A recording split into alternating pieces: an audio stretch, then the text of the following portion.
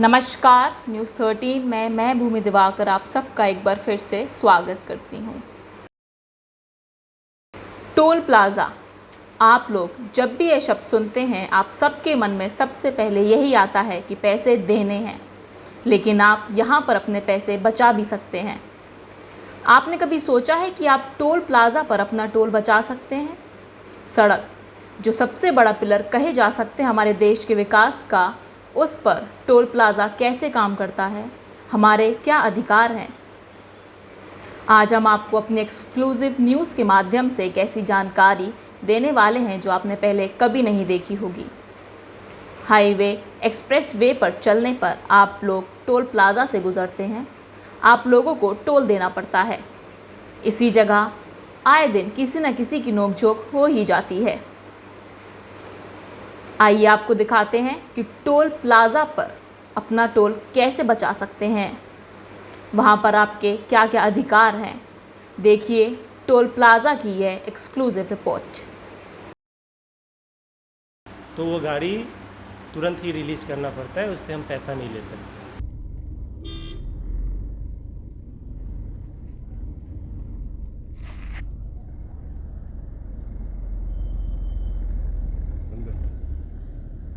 हम मौजूद हैं भादराबाद टोल प्लाज़े पर।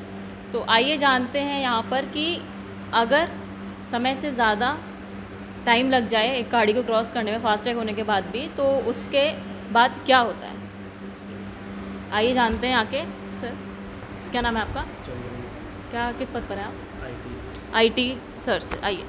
जी सर, अगर यहाँ पर ज़्यादा टाइम लग जाए एक कार को पास करने में, तो उसमें कैसे डिसाइड करेंगे आप कितना टाइम लगता है यहाँ पर कार को पास? ज़्यादा से ज़्यादा 3 मिनट से ज़्यादा, विंडोज़ पे 3 मिनट से ज़्यादा नहीं लगना चाहिए। अगर टोल क्रॉस करने में 3 मिनट से ज़्यादा लगता है तो as per rule of NHI हम उसको फ्री करते हैं, एग्जेम्प्ट करते हैं।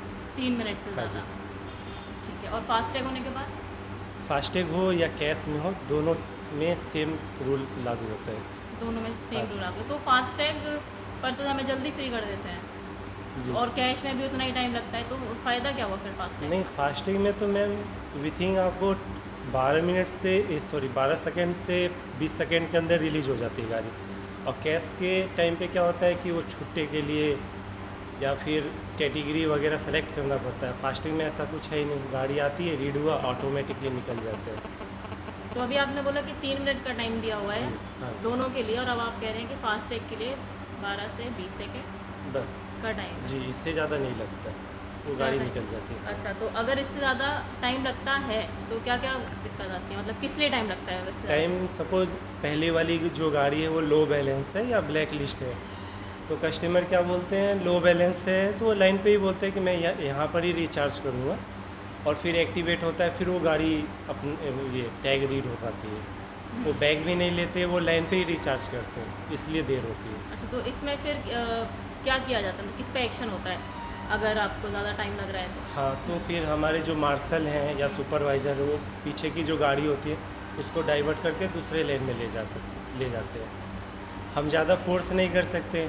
अगर हम ज़्यादा फोर्स करते गाड़ी वाले को कि आपका ब्लैक लिस्ट है, आप गाड़ी पीछे ले लीजिए, या रूल यही है कि अगर ब्लैक लिस्ट आ रहा है तो उनको कैश में पेमेंट करना है, वो कैश में पेमेंट करना नहीं चाहते।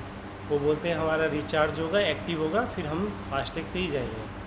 अगर ज़्यादा फोर्स करते हैं तो मिसबिहेव का कंप्लेन आता है हमारे ऊपर, तो हम गाड़ी को डाइवर्ट करके उनके पीछे की जो गाड़ी होती है उसको दूसरे लेन में भेज देते हैं जी। अच्छा, और अगर सब कुछ नॉर्मल है, जैसे कि बैलेंस भी फुल है, उसके बाद भी अगर टाइम लग रहा है, जैसे परिस्थितियाँ आपने बताई वो सारी परिस्थितियाँ नॉर्मल है, उसके बाद भी टाइम लग रहा है? नहीं, फिर टाइम नहीं लगेगा मैम। सपोज़ फास्टैग अगर डैमेज है या किसी वजह से रीड नहीं कर पा रहा, तो अपने पास ऑप्शन दिया हुआ है कि हम गाड़ी का नंबर डालकर उसका पैसा काट सकते हैं, तो हम पैसा काट लेते गाड़ी का नंबर डालकर। अच्छा, तो इसमें इस परिस्थिति में कितने पैसे आप काटते हैं? सेम जो फास्टैग से बैलेंस डिडक्ट होता है, जैसे कि कार का 100 रुपये, तो हम नंबर से भी 100 रुपये ही काटते हैं। अच्छा, और जैसे अगर किसी का रिचार्ज नहीं है जी। और वो ऑन द स्पॉट रिचार्ज करें, तब कितना पैसा डिडक्ट होता है? तो भी 100 रुपये ही डिडक्ट होते हैं उसके फास्टैग से।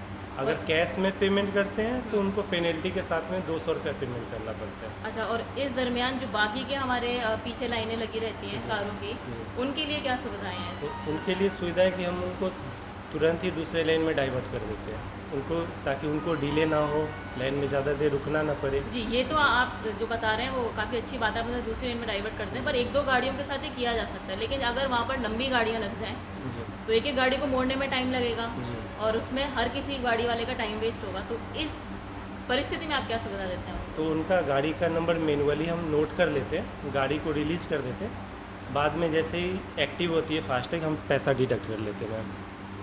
अच्छा। जी, ये भी है हमारे पास में। ठीक है, तो मतलब कहीं पर भी फीस में रिलैक्सेशन नहीं है। नहीं। अगर आपने एक बार टोल क्रॉस पर आ गए हैं तो आपको पेमेंट देना पड़ेगा, चाहे आप डिले हो जी या आपका टाइम डिले हो रहा है, कितना भी हो रहा है, आपको पेमेंट करना पड़ेगा। जी मैम। रेट्स क्या है टोल प्लाजा के? ये मैम लगा है, यहाँ रेट लिस्ट लगे हुए हैं। कार के लिए 100 रुपये है, रिटर्न जब जर्नी करते हैं तो 150 रुपीज़ है। जी। और 20 सेकंड के बाद अगर 20 सेकंड से ज़्यादा टाइम लग जाता है किसी गाड़ी को, जी। उसके बाद क्या रेट्स लगते हैं या क्या रिलैक्सेशन है या फिर क्या वो स्थिति फिर- बनती है उसके बाद? वो 0 फी में रिलीज़ करते हैं गाड़ी को, उनको पैसा नहीं लगता। अच्छा, अगर 20 सेकंड से ज़्यादा हो जाए? जी, 20 सेकेंड नहीं मैम, अगर 3 मिनट हो जाता है, जैसे ब्लैक लिस्ट आ रहा उनका, रिचार्ज नहीं कर पा रहे, तो 3 मिनट तक वेट करते हैं, अदरवाइज उनको रिलीज़ कर देते हैं। 3 मिनट तक जी। का टाइम डिसाइड किया। हाँ जी। ठीक है, और कैश? और एक रूल और है, अगर जी। फास्टैग आपका एक्टिव है, बैलेंस भी है और कुछ भी डैमेज वगैरह नहीं है, अगर हमारे सिस्टम के इक्विपमेंट के वजह से अगर टैग स्कैन नहीं हो रहा, तो वो गाड़ी तुरंत ही रिलीज़ करना पड़ता है, उससे हम पैसा नहीं ले सकते। तो ये आप कैसे डिसाइड करेंगे कि ये आपकी तरफ का फॉल्ट है या जी मैम। कैसे डिसाइड करेंगे? जी, स्कैनर से रीड करके उनको मैनुअली रिफ़्रेश करके सिस्टम से हम रीड करते हैं। अगर रिफ़्रेश करने के बाद भी अगर रीड नहीं कर रहा फास्टैग और हम बैलेंस चेक करते हैं कि ऑलरेडी यूज़र के अकाउंट में फास्टैग में बैलेंस है, तो हम उनको फ्री ऑफ कॉस्ट गाड़ी को रिलीज़ कर देते हैं। ये NHAI का ही गाइडलाइंस है।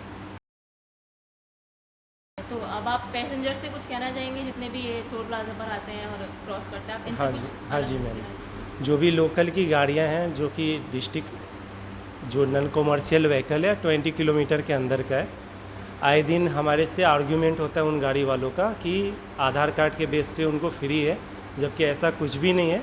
चाहे तो वो गूगल पे भी सर्च कर सकते हैं या NHAI का जो भी लेटर है वो देख सकते हैं नेट पे जाकर।